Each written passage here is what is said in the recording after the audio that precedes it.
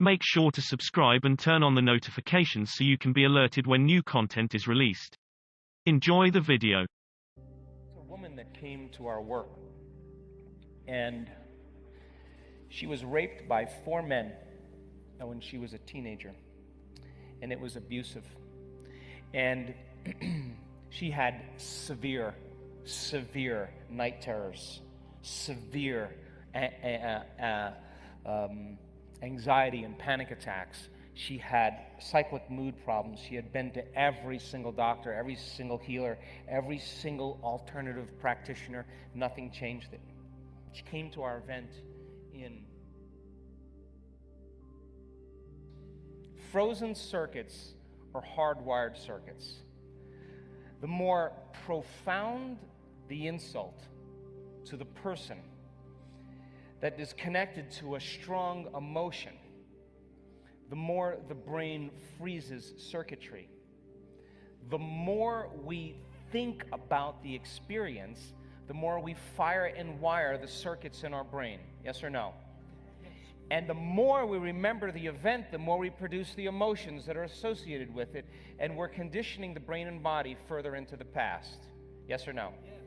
And you keep doing it enough times, it's no longer conscious that you're holding a grudge. It's no longer conscious that you're stuck. It's now you're seeing everybody through the lens of that experience, and everybody's a betrayer. Everybody can't be trusted. Everybody is that same person. You're overlaying the memory of your experience into reality. You're not seeing it the way it is. You're seeing that person wearing the mask of the last person. That's the lens that we're perceiving reality. Are you with me still? And so then anything in your life that becomes remotely close to it based on your limited perception triggers the emotion in the network, and you're back in your past, and you're acting like you were when it happened. Are you with me still? And so then the person says, I'm not that person. And you say, oh, no, I know. I just had this event in my past, and I'm sorry. And then it's excusable, but then here it happens again. And there's nothing wrong with this. We all do it. It's just, how do we overcome it? So then you're sitting and doing the work, and you're moving energy up those centers. You're releasing the life force into your brain. You are blessing those centers and taking a scoop and moving it all the way up and releasing it all the way up into the field. You're opening the channel. You're unfolding as nobody, no one, no thing, no where, and no time, and the identity and the personality is gone. Energy's going to move. It's got to. It's going to follow the path. You're opening your heart. Once it gets to your heart, it's going to make its way all the way up. And when you feel love and compassion, when you feel true kindness and care, it's hard to hold a grudge. Are you with me still? Yes. So then from a quantum physics point of view, you have that person always in the back of your mind, right? You have the event and the memory rolling around back there, because the very thing that you don't want to have happen, you're already preparing for emotionally. Are you with me still? Yep. So then from a quantum perspective, you are actually, as a creator of reality, holding yourself hostage because of that person. And you are holding them hostage because of that experience. And you have an energetic bond that's connecting you to them. And you're sharing the same energy. And so then you're using each other to reaffirm whatever that energetic agreement is. Are you with me still? So then when you forgive someone, it's because there's been a strong change in your emotional state. Because the emotion is what's keeping you energetically bound to them or to more than one person. And so then once you start lowering the volume to that emotion and the body starts liberating energy, and you're calling your energy back to you, because the lower the volume of the emotion, the less you're going to pay attention to that person, there comes a moment where there's a snap, there's a release. The energy is broken. And once it's broken now, all of a sudden you free yourself and you free them. And this has happened to me in my life. that people show up 10 years later completely changed and so humble and so asking for forgiveness just because they had transformed, and I let them go.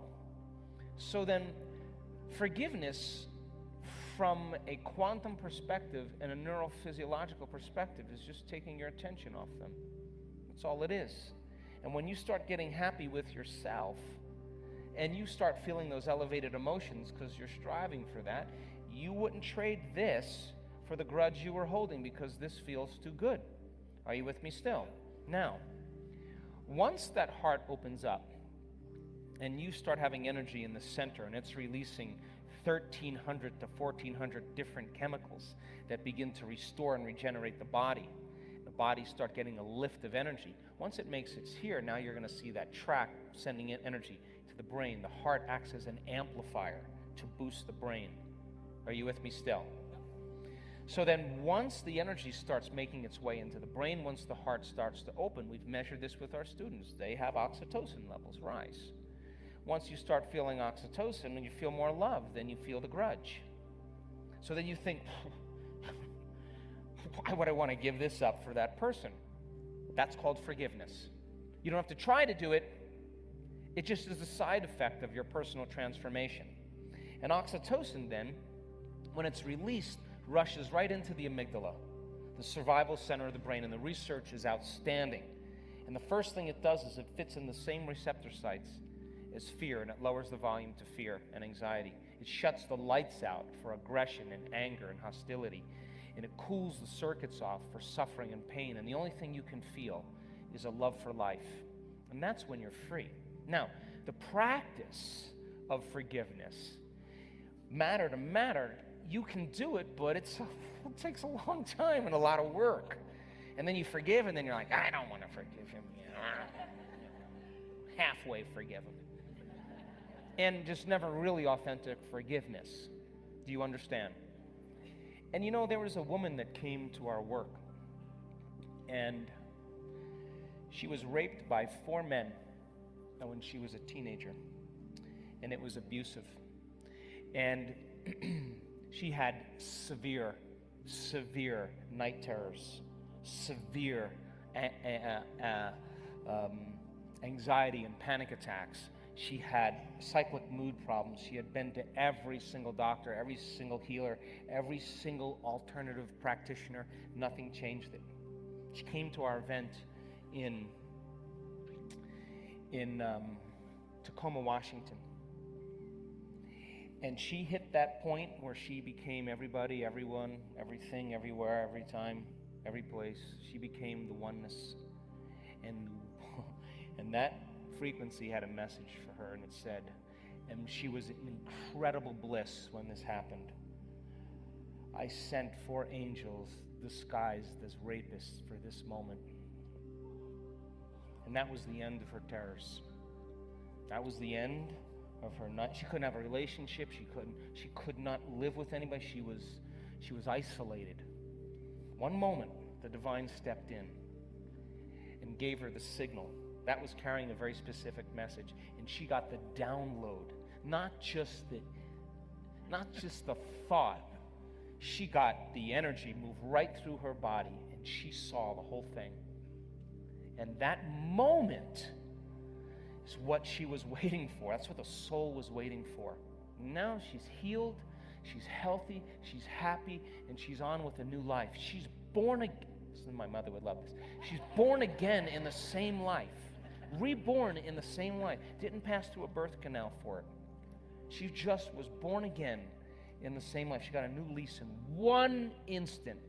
That energy was carrying a message, and it made its way all the way into the body.